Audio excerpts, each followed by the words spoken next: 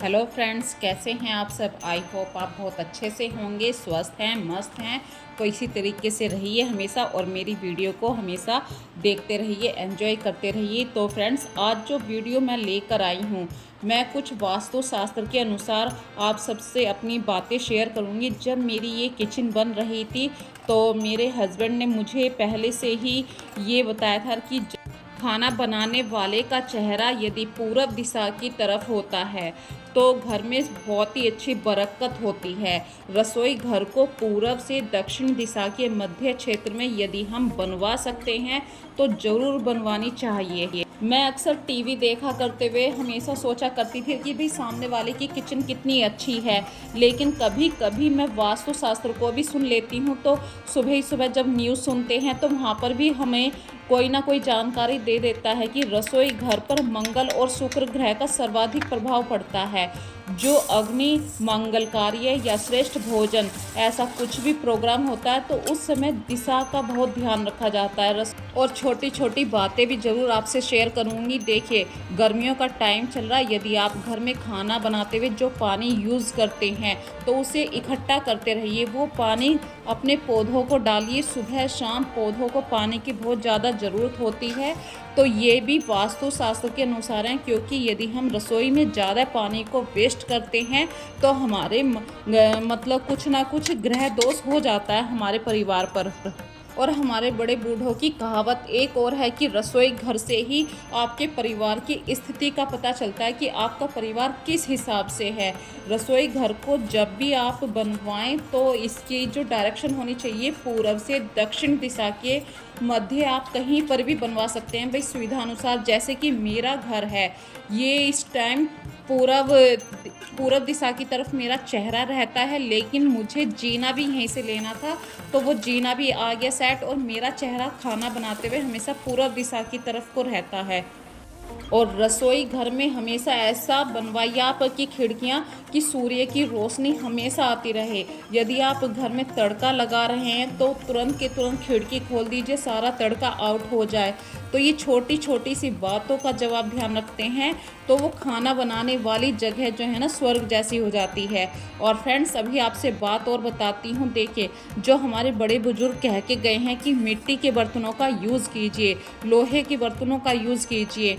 तो मैंने जो चावल बनाए थे, फ्राई चावल बनाए हैं बच्चों के लिए आज, तो ये लोहे की कढ़ाई में छोके हैं। और लोहे की कढ़ाई में ज़्यादा देर आप खाना नहीं रख सकते हैं, नहीं तो वो काला काला सा हो जाता है। तो मैंने तुरंत इसे मिट्टी के बर्तन में शिफ्ट कर दिया है और थोड़ी सी देर के लिए इसे ढक कर रख दूँगी तो बहुत अच्छी अरोमा आएगी खाने में से भी। आप जैसा खाना बनाएंगे वो आपके शरीर के लिए वैसा ही फ़ायदा करते हैं। यदि ताज़ा खाना बना के आप सुबह ही सुबह अपने बच्चों को देते हैं तो उसके जो पौष्टिक तत्व होते हैं वो आपके बच्चों को भरपूर मात्रा में मिलेंगे। और एक और बात, भले ही आप सिंपल खाना बनाएं, भले ही नमक की रोटी हो, लेकिन अच्छे ढंग से यदि आप उसे परोस के देते हैं तो सामने वाले को ऑटोमेटिक इतनी भूख लगने लगती है उसकी डेकोरेशन को देख के, खाने को कितने अच्छे ढंग से आपने सर्व किया है। तो ये छोटी छोटी सी बातों को हमेशा ध्यान रखना चाहिए। और एक और छोटा सा पॉइंट आपके साथ शेयर कर रही हूँ। आपके घर में हमेशा खाना बनता है, आप डेली तवा परात साफ़ करते हैं, लेकिन लोहे के तवे को आप हमेशा इसे चमका कर रखिए। लोहे का तवा जितना चमकता रहेगा उतनी आपकी तकदीर चमकती है। और पहली रोटी हमेशा आप गाय के नाम की निकालिए, छोटी निकालिए, बड़ी निकालिए। यदि आपको सुबह सुबह फुर्सत नहीं होती है कि भाई मैं बाहर नहीं जा सकती हूँ गाय को रोटी देने के लिए, तो आप उस रोटी को सेक कर अलग निकाल दीजिए। जब भी आपको पूरे दिन में फुर्सत हो, आप नीचे जाएं या आपको गाय दिखाई दे, जब भी आप उस रोटी को गाय को दे दीजिए। तो कुछ दिशा के प्रभाव से, कुछ आपके काम करने के ढंग से आपका जो पॉजिटिव वाला एरिया चारों तरफ फैल जाता है, उससे आपकी स्वास्थ्य भी अच्छा रहेगा और आपके जो दिमाग है वो भी बिल्कुल शांत रहता है। तो जब हम खाना बनाते हैं उसके लिए तो मैंने आपको डायरेक्शन बता दी है कि हमारा चेहरा पूरब और दक्षिण दिशा की तरफ को होना चाहिए, लेकिन जब हम बर्तन साफ़ कर रहे होते हैं तो उस समय हमारा चेहरा उत्तर दिशा की तरफ होना चाहिए। या सब्जियां धोते हुए या बर्तन साफ़ करते हुए सिंक रसोई घर की उत्तर दिशा में होती है, तो पीने का जल ईशान डायरेक्शन में रखना चाहिए। छोटी छोटी सी बातों को जब हम ध्यान में रखते हैं तो ईशान दिशा जो होती है उसमें रखा हुआ जल हमारे पाचन क्रिया के लिए बहुत ही अच्छा स्रोत माना गया है। मतलब पाचन आपका बहुत अच्छा रहता है। चाहे आप घड़े का पानी पीजिए, चाहे आप फ्रिज का पानी पीजिए, छोटी छोटी सी बातों से ही आपकी रसोई स्वर्ग जैसी हो जाती है। अभी मैंने आपके साथ बात शेयर करी थी स्टार्टिंग पॉइंट में ही कि लोहे के बर्तनों को आप हमेशा चमका के रखिए। लोहे के बर्तन जितने आपके घर में चमकते हैं उतनी आपकी तकदीर चमकती है। तो मैं हमेशा खाना बनाने से पहले, चाहे सुबह को खाना बनाऊं चाहे शाम को, तवे का हमेशा ध्यान रखती हूँ। तवा जितना साफ़ रहेगा, इसका भी एक रीज़न है। अगर मैं साइंटिफिक रीज़न से कहूँ तो जब हम पराठा सेकते हैं तो तवे पे बहुत ज़्यादा रोटी के निशान से आ जाते हैं, चिपकने के, तेल चिपकने के निशान आ जाते हैं। तो वो कहीं ना कहीं रोटी के साथ जाके हमारी बॉडी में जाते हैं और कुछ ना कुछ तो उससे नुकसान होने ही वाला है। और अभी देखिए फ्रेंड्स, जल की ही बात कर रही हूँ, पानी की बात कर रही हूँ, तो मैं सब्जियाँ धो रही हूँ। तो मैंने ये पानी जो अभी देखिए एक बड़ा सा बर्तन सिंक के अंदर रखा हुआ है, इस पानी को मैं फेंकूंगी नहीं। इस पानी को मैंने इकट्ठा कर लिया है और किसी ना किसी पौधे के अंदर जरूर डालूंगी। वास्तु के अनुसार तो लोहे के बर्तन बिल्कुल नीट एंड क्लीन रखने चाहिए। जैसे ही सूख जाए तुरंत कोई कपड़ा मारकर उस पर रखना चाहिए। और वास्तु ये भी कहता है कि दूध का उबलना कोई अच्छी बात नहीं है। यदि आप अपनी रसोई में कुछ अच्छा चाहते हैं, घर में सुख शांति बनी रहे, तो कुछ बातों का ध्यान रखिए। जैसे कि दूध बॉईल होने के लिए रख दीजिए, गैस बिल्कुल लो कर दीजिए। तो यदि आपके माइंड से कोई बात स्लिप भी हो रही है तो दूध नहीं निकलेगा। आप थोड़ी देर में जरूर रसोई में आएंगे, क्योंकि रसोई के बिना आपका काम नहीं चलता। अपने घर में अनाज भरते हैं तो हम कभी कभी प्लास्टिक के कंटेनर्स का यूज़ कर लेते हैं, पर जब भी हम अनाज, दालें, कुछ भी भरते हैं अपने ग्रोसरी का सामान, तो कोशिश कीजिए कि आप कांच के कंटेनर या स्टील के कंटेनर का इस्तेमाल कीजिए। यदि कोई दाल बच गई है, जैसे कि अब देखिए इतनी सी दाल बच गई है, तो मेरे पास ऐसे बहुत सारे प्लास्टिक के डिब्बे हैं, मैं भी आपको दिखाती हूँ। ये इस तरीके के बड़े बड़े प्लास्टिक के डिब्बे होते हैं। तो मैं इसको अच्छी तरीके से, तो जो दाल बच जाती है मैं इस तरीके से बड़े बड़े कंटेनर्स में रख देती हूँ। जो खुली दालें होती हैं तुरंत उसे इस तरीके से कंटेनर में भरती हूँ। ये देखिए, आज मैंने कुछ बच्चों के लिए चावल बनाए थे, फ्राइड चावल। तो जो पैकेट है, अब ये पैकेट मैं अभी नहीं खोलूँगी, क्योंकि मेरे पास ऑलरेडी अभी काफ़ी सारा मसाला है। जब तक ये मसाला पैकेट नहीं खोलूंगी, तो अब मैं अगर इसको ऐसे ही रख दूंगी तो ये कभी ना कभी गिरता रहेगा। तो इस तरीके से मैं सारे पैकेट्स को इस तरीके के कंटेनर में रख लेती हूँ, ताकि जब ग्रोसरी भरनी हो मैं आराम से भर सकूँ। ये देखिए दूध भी गर्म हो रहा है और मैं किचन में, मतलब दूध के पास ही खड़ी हूँ। जो अपना छोटा मोटा काम करना है वो मैं अभी कर रही हूँ। और ये देखिए, जब बच्चे आपके घर में मतलब बड़े होने लगते हैं तो वो सिर्फ लेना जानते हैं, उसे संभाल के रखना नहीं जानते। तो बच्चों ने बिस्किट खाए और दोनों कंटेनर्स में एक जैसे ही बिस्किट है। तो जब रसोई को साफ करते हैं तो ये हमारी जिम्मेदारी होती है कि हम सभी सामान को एक जगह कलेक्ट करें। और ये देखिए, मेरे पास इस तरीके के काफ़ी सारे कंटेनर हैं। ये कांच के कंटेनर हैं और ये कैसे शहद आता है, ये देखिए शहद वाला जो कंटेनर होता है ये काफ़ी बड़ा होता है। आई थिंक ये 1 लीटर में है या ½ लीटर में, अभी बताती हूँ। ये 1 kg का है। 1 kg में जैसे जैसे कंटेनर खाली होते हैं मैं साफ़ करके इस तरीके से यूज़ करती हूँ। तो ये कहते हैं फ्री वाली चीज़ों को यूज़ करने का कुछ अलग ही मज़ा होता है ज़िंदगी में।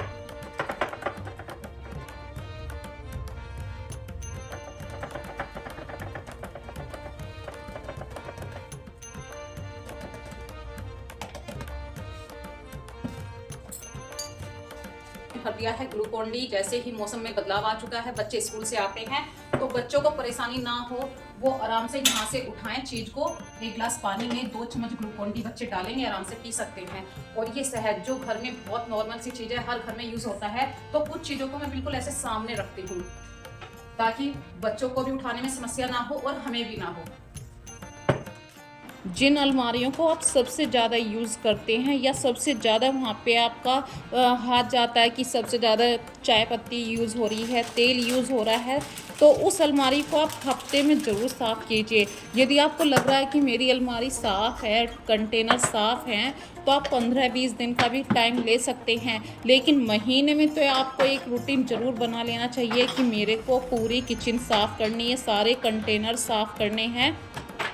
और जितने भी आपके घर में मतलब कांच के डिब्बे हैं, हमेशा इनको ज़्यादा ध्यान से संभाल के रखिए। प्लास्टिक के डिब्बों का कम से कम यूज़ कीजिए, क्योंकि प्लास्टिक ख़तरनाक होती है। और फ्री का सामान मैं इसलिए कह रही हूँ भाई, हमारे घर में अक्सर जैम आते हैं, अचार आते हैं, या बहुत सारे ऐसे खाली डिब्बे आते हैं बच्चों के, बॉर्नविटा का खाली डिब्बा हो जाता है, तो मैं उन डिब्बों को फेंकती नहीं हूँ। ये कहते हैं कि एक हाउसवाइफ होने के नाते जब तक हम किसी फ्री चीज़ का यूज़ ना कर लें तो मन को शांति नहीं आती। जैसे कि ये जैम के डिब्बे खाली हो गए तो इनको मैं कभी भी फेंका नहीं करती हूँ। बहुत छोटी छोटी ग्रोसरी होती है भाई, 1 केजी बादाम तो कोई नहीं खरीद पाता है हर महीने। हर जिनके परिवार छोटे हैं उनकी बात कर रही हूँ, जैसे मेरा परिवार भी एक मिडिल क्लास के अकॉर्डिंग 2 बच्चे और 2 हम हैं, तो 1 केजी बादाम तो नहीं लगता है। हाँ, ये है कि 1 पाव या आधा केजी बादाम लग रहा है, तो उसी हिसाब से मेरे घर के कंटेनर हैं।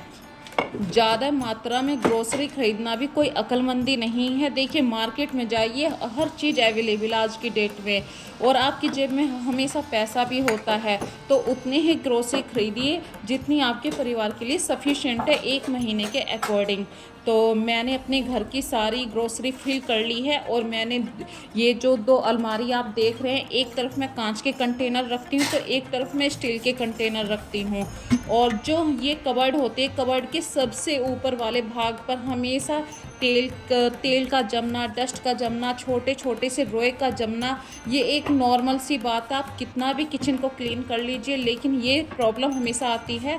तो मैं हमेशा ऊपर कबर्ड के ऊपर अखबार ज़रूर बिछा कर रखती हूँ, या उसके ऊपर थोड़ा सा वेट रख देती हूँ ताकि हवा चले तो वो उड़े ना।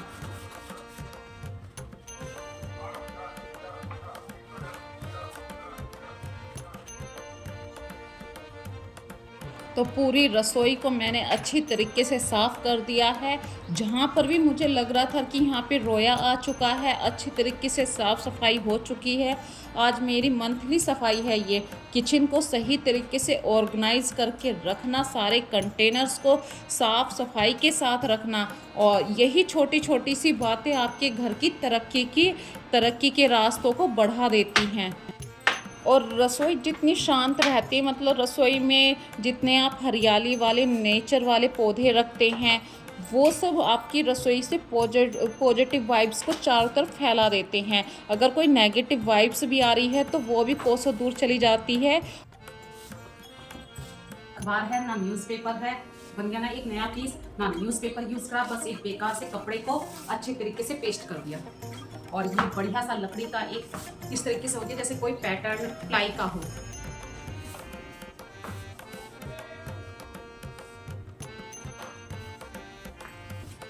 बस अब किचन को अच्छे तरीके से डेकोरेट करना। तो मेरे पास एक ये ऑटो रिक्शा था, डेकोरेशन वाला पीस है, और इसके अंदर मैंने रख दिया ये मनी प्लांट। ये देखिए,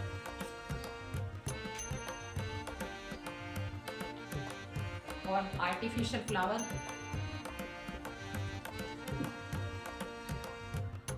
इसीलिए जहाँ तक संभव हो, खाना बनाने के लिए चूल्हा बिल्कुल साफ़ सुथरा होना चाहिए। रसोई में बिल्कुल भी सड़े गले फल नहीं रखने चाहिए। केलों को सड़ाने से बचाने के लिए जो ऊपर का भाग होता है, उसे किसी फॉइल पेपर से ढक कर रखिए, तो केले आपके सड़ेंगे नहीं, लंबे समय तक चलेंगे। इसी तरीके से सब्जियों को आप ढक कर रखिए। यदि गर्मी है तो आप उन्हें गीले कपड़े में रखिए, तो वो सब्जियां भी आपकी ताज़ी बनी रहेंगी। किचन में यदि इन बातों का आप ध्यान रखते हैं तो आपकी किचन में इतनी पॉजिटिव वाइब्स भर जाती है, जो आपकी किचन में 4 चांद लगा देती हैं, सुंदरता के साथ भी और स्वास्थ्य के हिसाब से भी। तो फ्रेंड्स, आज की वीडियो में यदि आपको कोई भी बात अच्छी लग रही है तो प्लीज़ मुझे कमेंट करके ज़रूर बताना। आप लोग मेरी किचन का ज़्यादातर सरफेस वाइट है, इसलिए मुझे थोड़ी सी मेहनत ज़्यादा पड़ती है। किचन में जितना भी हो सके वाइट सरफेस का ज़रूर होना चाहिए। ब्लैक को आप कम से कम यूज़ कीजिए। छोटी छोटी सी बातों को वास्तु के अनुसार यदि आप मानते हैं, वास्तु के अनुसार यूज़ करते हैं, तो वो आपके परिवार के लिए फ़ायदा ही करती हैं।